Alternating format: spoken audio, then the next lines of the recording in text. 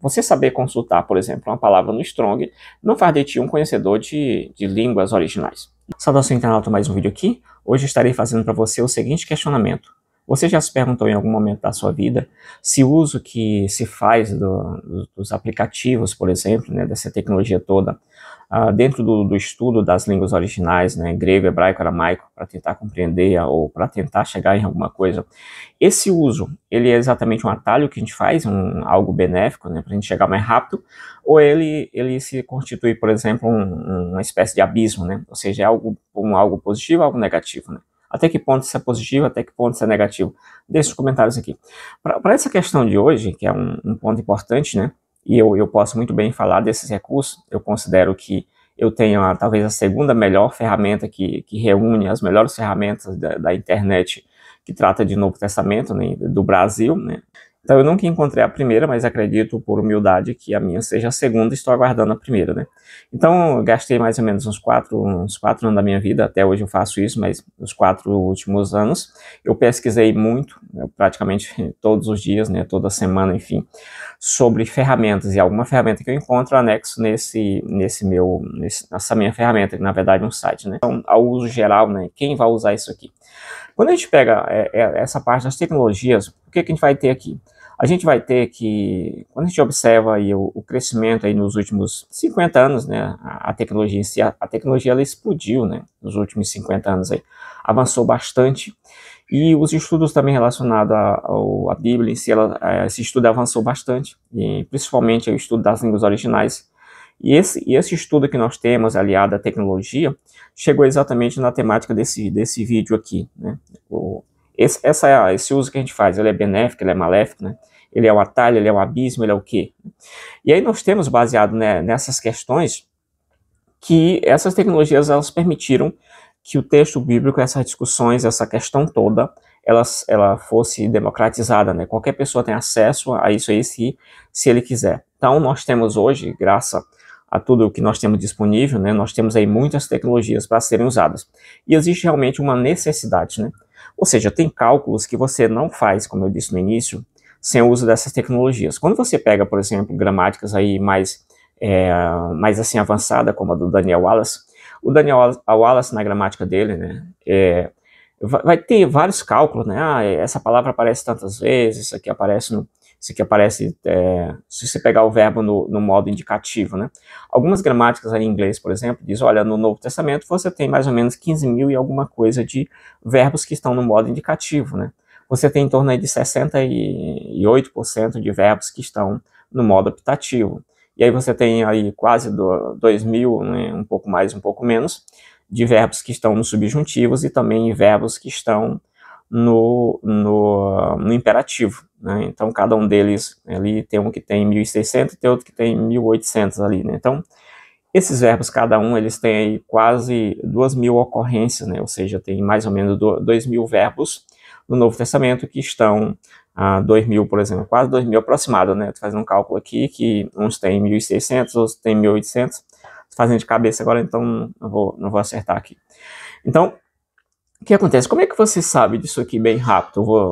Os antigos, eles iam lá contar, ler o Novo Testamento várias vezes em grego, e lia, e pesquisava, anotava na lamparina, como se diz, né? E beleza, achou ali, tranquilo. Hoje você faz isso através de computadores, através de computadores robustos, programas feitos especificamente para aquilo, né? Então isso aqui é um salto absurdo na rapidez. Isso tem uma rapidez muito grande de análise, de conseguir informações. Você consegue hoje exatamente pesquisar palavras específicas que eu quero encontrar no Novo Testamento. A palavra peri, né? Pega aqui passo a moto aqui, né? Eu pegar um peri, por exemplo, né? Peri é exatamente uma preposição, né? Sobre. Então, aquilo que lá na gramática básica você encontra sobre, tocando, né? Tá por cima, mas tocando, beleza? Aí, o que acontece? Eu sei exatamente no Novo Testamento quantas peri, né? Quantas preposições peri aparecem no Novo Testamento. Exatamente. Certinho, sem problema nenhum, né? Então isso aí ajuda, né? Aqui vai ter um show aqui perto, então o pessoal soltando fogos aí. Beleza, então isso ajuda bastante. Você tem a questão da adequação da linguagem, uma vez que hoje você tem o Novo Testamento, né? Hoje você tem a tecnologia avançando, então você não vai ficar usando ainda o papiro para ficar escrevendo, anotando coisas de cabeça, lendo várias vezes, indo em alguma biblioteca longe, em outro país para buscar informação. Não, hoje você enxerga tudo ao vivo, né? Os papiros, os manuscritos do Novo Testamento estão ali na sua frente, no computador, no celular, tudo ali, ó. Não tem história de, eu tenho que viajar para Israel, eu tenho que viajar para o Egito, para algum... Não, os papiros estão lá, estão na tua frente, você olha, abre o documento nitidamente, ele é a letra do escriba que escreveu lá. Claro, escreveu. O escriba que fez aquilo ali há 2000 anos, né, há 1600 anos. Então a tecnologia ajuda bastante. Então você tem essa questão da facilidade, né, nessa questão do uso, a necessidade de uso, temos que usar realmente, isso aqui é a primeira parte, e a questão da rapidez, a localização, você localiza palavras, você localiza trechos. Existe um aplicativo que você tem uma pasta, por exemplo, eu tenho uma pasta lá com 1000 obras da patrística, né, deixar sempre, não exagerar. Eu tenho 100 obras da patrística, então eu vou lá no aplicativo, digite assim, uma palavra lá, sei lá, Trindade, suponhamos que tivesse, né, beleza, é a palavra depois. Então, a palavra Deus, né, o Filho de Deus. Pegar Filho de Deus, com certeza tem. Você pega Filho de Deus, o aplicativo lá, ele faz uma varredura naquela pasta dos 100 livros que você tem da patrística, e ele faz um resumo para você e te apresenta aqui em PDF na tua frente ali em poucos minutos. Tá aqui, ó. Fulano de tal falou sobre isso no livro tal, na página tal, assim, assim, e ele falou isso. O Beltrano falou isso aqui no livro tal, página tal, assim, assim. Exatamente isso aqui ele consegue fazer. O aplicativo faz isso que eu já vi, já testei, né? Eu sei o aplicativo. Beleza. Isso é extremamente importante. O aplicativo hoje que ele te diz quantas palavras, quantas vezes aquilo ali ocorre no Novo Testamento. Estou falando do Novo, que é o nosso foco, mas se aplica também para o Antigo Testamento. Aplicativos hoje que você clica, né, nesse lado aqui, né, vou estar mostrando aí alguns vídeos talvez, né, o meu editor, se lembrar aí. Então você tem aplicativo que, de um lado, você clica no texto, então está aparecendo um texto aqui em grego, e nesse lado ele está mostrando em português aquela palavra, que palavra que é aquela do grego, que palavra que é aqui no português, né, na mesma tela. Então isso é absurdamente importante. Temos aplicativo, por exemplo, que eu usei bastante aqui no canal, aquele aplicativo que mostra os gráficos, né? Então eu pego lá a ocorrência de uma palavra no Novo Testamento. O que eu faço com ela? Eu distribuo no gráfico, eu distribuo na ferramenta. A ferramenta ela vai me mostrar exatamente em quais livros em gráfico. Não é a quantidade é fácil saber, mas ela mostra em gráfico ali quais são os livros onde o gráfico mostra o gráfico maior, né? O principal livro daquela palavra que usa, quem usa menos, quem não usa nada, tudo em gráfico aí. Isso é algo assim excepcional, show de bola, absurdamente importante. Então você tem muita coisa que você sem tecnologia hoje você não faria. Então hoje você tem as ferramentas hoje, você tem as bíblias online de todo tipo que você consegue comparar várias versões, né? 5 versões, 6 versões na mesma tela. O tempo que você vai gastar para pegar várias versões e comparar uma com a outra, e calma aí que eu vou falar dos pontos negativos também, não tem só ponto positivo não. Aí, beleza. Você tem os dicionários, os léxicos também, que já mostra a palavra, o que ela significa, a forma dela, tudo direitinho. Você imagine a dificuldade que é você pegar o Novo Testamento, e você ler o Novo Testamento, e você chegar diante de uma palavra lá, né? Chega diante de uma palavra, teos, teu, né? Teu, por exemplo, Deus, de Deus, no genitivo. Aí você fica lá, tá, como é que eu acho essa palavra no léxico? Essa palavra não tá lá no léxico. Tá, não tá porque não é aquela forma do léxico, a forma do léxico é outra. Aí você clica lá na ferramenta, ela já te mostra aqui como que aquela palavra seria, ela apresentava, ou seja, ela aparece no léxico ali, né? Aí você vai lá e consulta. Aí é um negócio assim interessante, facilita bastante. Feito essa parte, né, a precisão também é absurda. Hoje a ferramenta consegue te dar muito material aí com uma boa precisão, né? Então é isso. Aí você tem os interlineares também, né? Os apps, vou chamar tudo de aplicativo só para ficar mais fácil aqui. Então você tem os aplicativos de interlinear, né? Então eles mostram ali exatamente o texto, o interlinear embaixo, né? O grego, a tradução embaixo, tudo direitinho ali, para a pessoa não se perder. No final, eles ainda dão aqui a classificação. Esse aqui é um verbo transitivo, esse aqui é um verbo que está no auristo, está no modo tal, assim, no tempo tal, e bbb. Isso aqui é uma voz passiva, ativa, tal. O aplicativo já ajuda bastante, já dá toda essa parte. Hoje nós temos, em relação a aplicativos, muitos programas, né, softwares responsáveis que são capazes exatamente de fazer uma exegese profissional, que é o caso do Logos, né? O Bible Logos aí, que é um aplicativo hoje usado praticamente no mundo todo, né? É um aplicativo mais recente. Você tem um aplicativo mais antigo, o Accordance, pronunciando mais em português, né? O Accordance, ele é um aplicativo muito antigo. Se você olhar na gramática do Wallace, o Wallace só vai citar exatamente o Accordance. O Wallace fez aqueles cálculos ali, em sua maioria, com certeza, ele fez no Accordance, né, que é um aplicativo em inglês, né, de língua inglesa, que não aparece aqui no Brasil, né. O Logos não, você já tem em tradução, você consegue fazer a tradução, já tem a linguagem ali em português, tal e tal, beleza. O Logos, ele aparece, ou surgiu depois, ou ele se tornou conhecido depois, né. Que quando você pesquisa aí algumas obras antigas, você não vê o Logos, você vê exatamente o Logos teve uma expansão já bem recente, né. Você vê exatamente outros aplicativos aí, né. Nesse canal eu já falei sobre muitos aplicativos aqui. Então é isso, você tem esses aplicativos, esses programas que fazem exatamente muita coisa, né. Repetindo aí, você tem o BibleWorks, né, aliás, o Logos, né, o Logos, que é um software, o software Logos, que faz a parte da exegese muito bem. Pessoas aí do mais alto quilate usam o Logos para fazer exegese, pastores que não têm tempo de ficar ali 3 semanas num texto, usam muito esses aplicativos aí para adiantar o trabalho, também fazer consultas rápidas, né, consulta várias obras aí. Você tem o que eu acabei de falar, o Accordance, que é mais ou menos o concorrente dele, né, são os melhores aí que eu conheço, assim, esses dois pelo menos. Você tem o BibleWorks, né, o BibleWorks também é outro programa, que é mais na parte de manuscritologia. Você consegue ver os manuscritos de cada texto ali tranquilamente, você, nossa, bom demais, ele tem várias funções ali, né. Então esses aplicativos ajudam bastante aí. Agora vem um lado ruim. Qual o lado ruim da questão, né? Qual o perigo do uso desses léxicos aqui? Então, você tem aquela basicamente a ideia de alguém, quando começa a estudar as línguas originais, ele vai lá num negócio chamado Strong, né? O Strong é uma numeração, né, desenvolvida aí por esse estudioso aí, a equipe e tal, né, que vem no nome desse estudioso. E isso aí está em todo lugar, está na Bíblia a palavra-chave, você vê a numeração Strong. O que é a numeração Strong? É a numeração que você pega aquela palavra em português, ela tem uma numeração, dizendo em grego, aí você vai consultar lá no dicionário aquela numeração, e lá ela te diz, a palavra significa isso, isso, isso, e aquilo outro. Isso ajudou bastante muita gente, ainda ajuda, né, a palavra Bíblia, a palavra-chave, por exemplo. E aí você tem essas questões, né. Aí, o Strong hoje ele está em todo aplicativo desses online, né? Você pegar aí Bíblia Online, ou MySword, alguma coisa assim, seria aí, né? E aí você tem esses aplicativos, eles já têm exatamente o Strong, essa numeração que traz o grego ali. Aí você pega o iniciante pega isso aqui, né? Eu tenho outro site também que eu já até compartilhei no canal, vários sites sobre isso, que você também já tem uma numeração Strong, você clica na palavra e diz, essa palavra significa isso, isso, isso, tá a lista aí.